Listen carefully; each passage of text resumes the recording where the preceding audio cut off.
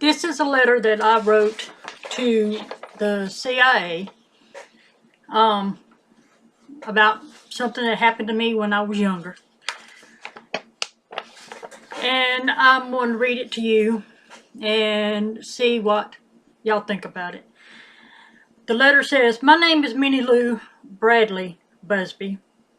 I was born March 17, 1966 at the Gordon County Hospital in Calhoun, Georgia, to the parents of Dennis Adam Bradley and Evelyn Mae Haney Bradley.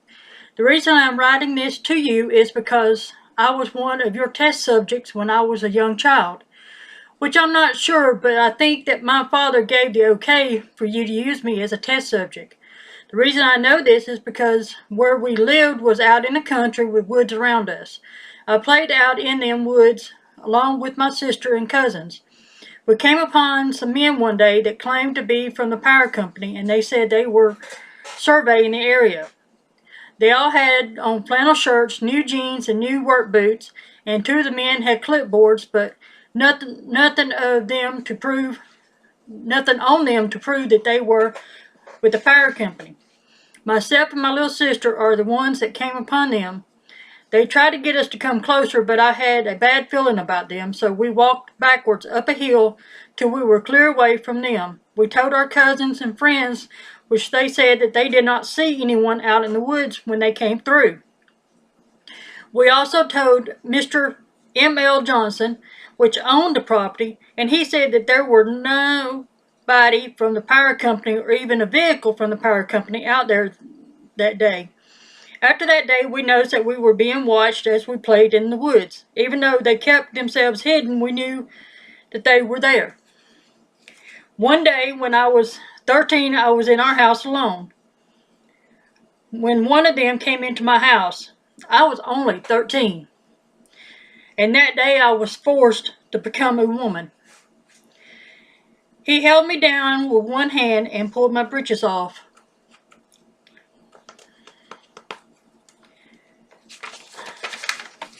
And forced himself on me. For a long time, all I could see was his body, but not his face, until one day after I was grown, his face appeared. And that is when I knew that it was one of those men that we came upon in the woods. It devastated me, and it made me feel like my life didn't matter, and I was only there to please men. It caused me to sneak around and drink behind my parents' back. I even blamed my cousin for not being there to protect me from that man. When I was 14, my mom and me got into an argument, and of course I called her a bitch. But before I could even get it completely out of my mouth, my mom slapped me across the face.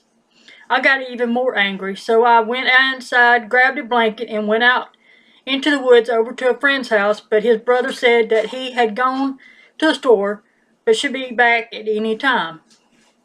So I told him to tell my friend Tracy that I would be sitting on the flat rock above Garden Springs.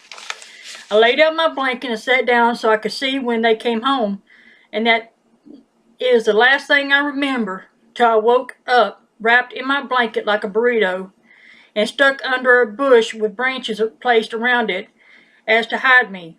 It was daylight when I went into the woods that day, and when I woke up under the bush, it was dark.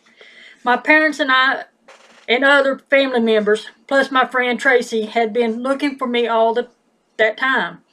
When I was able to finally free myself from the blanket, I crawled out from under the bush, and that is when I realized that I was close to my house. How did I get there from the spring? Because it was a good distance from my house. When I woke up that night, I had the worst headache and even felt funny. So what happened to me? As I came out of the woods, my dad was happy that I was okay, but I wasn't. The next day, I couldn't go to school because I was so sick. It was coming out both ends, which my family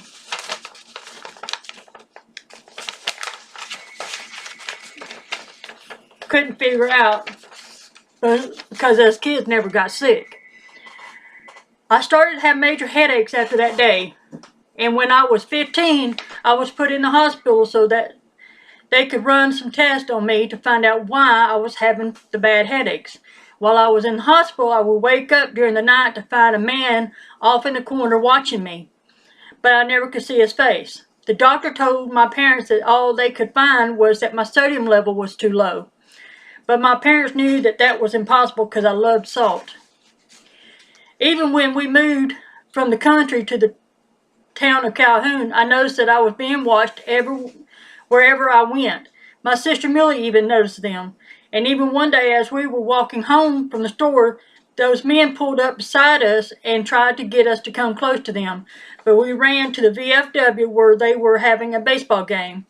We told them that there were these men that wanted us to come over to their car, and they turned around and the men spun out and took off. We stayed there till the game was over and we were walked home with some of the parents that were at the game. I also noticed that at times when I would try to cross the highway, I would get in the middle of the road and all of a sudden my legs would quit working and I would fall down in the road. Luckily, I was able to crawl to the side of the road and get onto the sidewalk before I got hit by a vehicle. Even though at times I cut it close. As I got to the other side of the road, my legs would all of a sudden get the feeling back in them and I could walk again. I never told my parents or anyone what happened to me when I was 13 or even about the day that I disappeared for hours. All ways felt, though, as my dad knew something about it, but he never talked to me about it. Some nights we would be watching TV and we would hear the back of our car squeak. My dad would just tell us it was Pluto, a young black bear, and he would go outside to talk to the bear, but he always made it clear that we could not look outside. Well, one night, I looked out the window and all I saw was my dad standing at the back driver's side of the car talking to something, but I never saw any bear. I loved my parents, but they went to their graves not knowing anything about what I had gone through as a child, or at least my mom didn't know anything about it. I loved my dad, but there was always something deep down inside that said that my dad knew what was being done to me. So now, as I've gotten older, I have realized that whatever was being done to me had side effects that is now showing up. Like the brain tumor that the doctor said that I had since I was a child, breathing problems, and a whole lot more, which has caused me to be disabled. So since it looks and sounds like all I was being used as a test subject, then I think that you owe me for that I have been through, because after we moved to Crestview, Florida, it all stopped, or I think it did. It would be nice if y'all could push for my disability to go through faster, and it wouldn't hurt if you say direct deposit of $50,000 into my savings account at Eglin Federal Credit Union. The info that we'll need, and then I'm not going to tell you that one. And then I said, thank you all and have a blessed day. P.S. Remember, it wouldn't look good on y'all if this got out in public. I will have copies of this letter put all over places just in case you tried to hurt me or my family. And I signed Minnie Lou Busby. Well, this letter I sent to the CIA and never once got a response.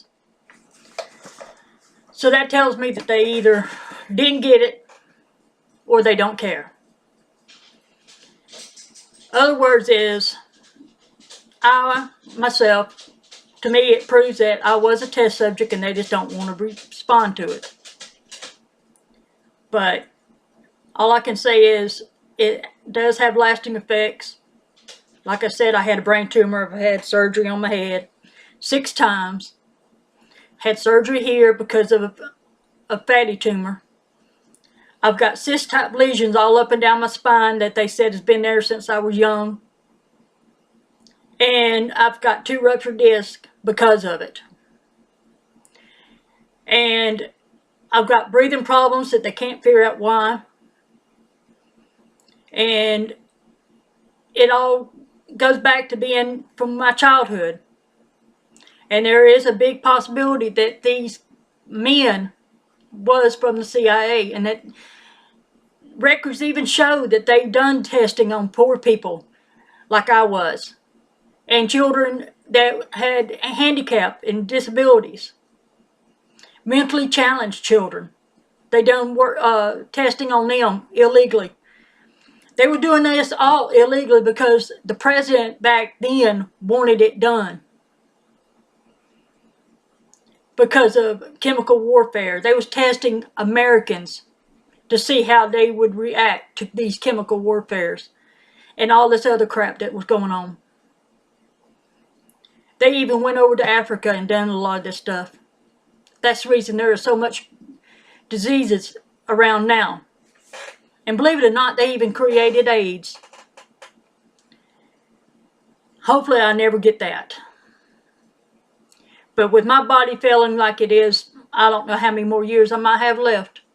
My vision's going. And it is not getting any better. My health is not.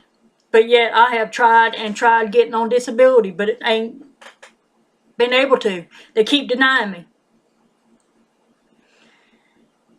So I am sending this out to everyone, and hopefully someone will listen.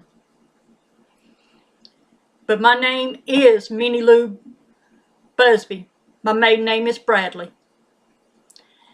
I live in Crestview, Florida. So if anybody out there wants to get a hold of me, you can contact me at Minnie_Busby@yahoo.com. Y'all have a good day and God bless.